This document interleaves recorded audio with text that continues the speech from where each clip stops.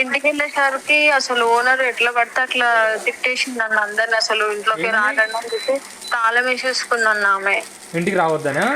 ఇంటికి రావద్దని చెప్పి తాళం వేసేసుకుంది. మీరు అసలు ఎక్కడైనా రూమ్ చూసుకోండి, అసలు ఇంటికి రావద్దు, మీ వల్ల ఏంటి మీడియా వాళ్ళందరూ వచ్చి మమ్మల్ని బదనాం చేస్తారు, మా ఇల్లుని మా బిల్డింగ్ ని బదనాం చేస్తారు, మేము తిరగాల్సి వస్తుంది పిఎస్ లో చుట్టూ, మీ ఇంట్లో అయితే చెప్పేసి నోటికి వచ్చినట్టు మాట్లాడి ఆమె ఇంటికి తాళం వేసేసుకుంది. అసలు కనీసం ఎంత రిక్వెస్ట్ చేసి ఆంటీ సారీ ఆంటీ దండం పెడతామని ఎంత చెప్పినా కూడా వింటలేదన్న. నేనేమో ఇంకా నా రూమ్ దగ్గరికి వెళ్ళలేని పరిస్థితి, చనిపోయిన ఇంట్లో ఉండలేను.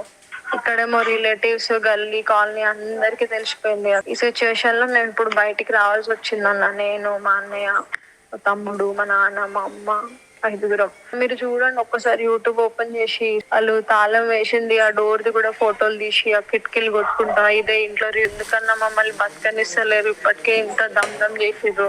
నువ్వు కొన్ని రోజులు ఎక్కడన్నా విలేజ్కి వెళ్ళడం కానీ లేకపోతే ఎందుకు ఆగిన తెలుసా అన్న, ఆయన 11 days ఉందన్న. రేపు కొంచెం ఆయనకి ఆ ఇంట్లో మొక్కుకొని కొంచెం చేసుకొని ఊరికి వెళ్ళామంటే, నిన్న మీరు చూసిరో లేదో వాళ్ళ నాన్న వాళ్ళు కొంచెం ఇట్లా మమ్మల్ని అండం వల్ల రావద్దు చేయొద్దు చంపేస్తామని అండం వల్ల నాకు లాస్ట్ వెళ్ళాం అనుకున్నా నేను మా ఆయన కోసం. కానీ వాళ్ళు నన్ను అస్సలు ఇష్టపడట్లేదు. ఇక్కడే చేసుకున్నా, రేపు ఒక్కరోజు ఉండి నేను ఊరికి వెళ్ళిపోయేదాన్ని అన్న కొన్ని రోజులు దాకా. ఈ లోపలే వాళ్ళ ఇంటికి తాళం ఇప్పుడు రాత్రి ఉండడం ఎట్లా? మన ఎక్కడన్నా రూమ్ అరేంజ్ చేయమంటావా?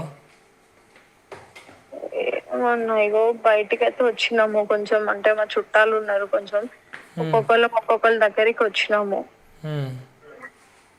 ఇక రేపు కార్యక్రమం అయిపోయిన తర్వాత రూమ్ వెతకాలి. కానీ ఈ సిచ్యువేషన్ లో రూమ్లు వెతకాలన్నా ఇస్తారో ఇయ్యరో అని కూడా కొంచెం భయం అవుతుంది అన్న. ఎందుకంటే ఇక యూట్యూబ్ ఓపెన్ చేయగానే అంత ఫేసెస్ అందరి వైరల్ అయిపోయినాయి కదా, ఇంట్లోకి వెళ్ళగొట్టే పరిస్థితి వచ్చిందన్న. బాధపడకమ్మా, నేను ఏమైనా రూమ్ అరేంజ్ చేయమంటే నేను అరేంజ్ చేస్తా అమ్మా. అరేంజ్ చేస్తే అక్కడ ఉంటారా మీరు?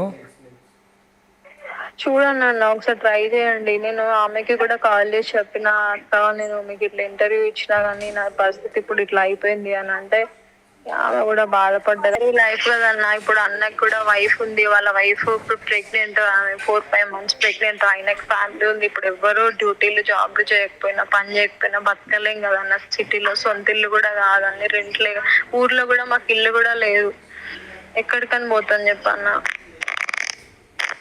ఆయనకి నమ్మి చేసి ప్రతిసారి నేను ఎక్స్క్యూజ్ చేసుకుంటూ వచ్చి ఆయన నమ్మి నేను జీవితాన్ని ఇది చేసుకుందాం అనుకుంటే ఆయన ఇంత బద్నాం చేసి పోయినా. అసలు ఇది మాత్రం జనాలు ఎవ్వరు చూస్తలేదు.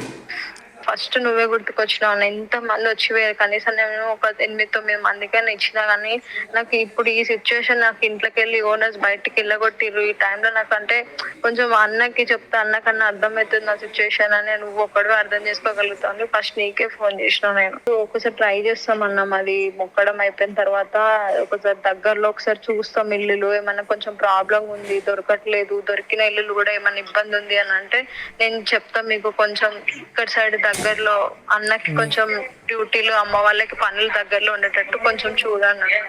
ఒకవేళ ఎండింగ్ లో మీరు యాడ్ చేయగలిగితే, కొంచెం మీ సిచ్యువేషన్ ఇట్లా ఉంది, వాళ్ళు రెంటర్స్ ఇప్పుడు ఎంత ఇబ్బంది అయిపోతుంది, వాళ్ళకి కాల్ చేపించే సిచ్యువేషన్ వచ్చింది, మీడియా వాళ్ళు కూడా ఎవరు వెళ్ళకండి అన్నట్టే కొంచెం ఇన్ కేస్ మీ సైడ్ నుంచి ఏమైనా చేయగలుగుతారు. ఏందన్నా అసలు ఇయ్యకపోతే అట్లా వేసుకుంటారేందన్న యూట్యూబ్ లల్లా, తప్పు చేసింది కాబట్టి పరారైపోయింది తాళాలు వేసుకొని అట్లా మాట్లాడతారేందా అన్న మా లైఫ్ గురించి. రోడ్ మీదకి వచ్చేసినామన్న ఇంట్లో అందరం కలిసి. అసలు అరే ఎంత అయినా సరే ఎంత బదనాం చేసినా నా భర్త నా కళ్ళ ముందు లేడు అని బాధపడ్డా కానీ ఇట్లాంటి సిచ్యువేషన్ తీసుకొచ్చిండు అని చెప్పి నాకు ఇప్పుడు ఏడుపు వచ్చిందన్న, ఇంకా ఘోరంగా తెలుసా.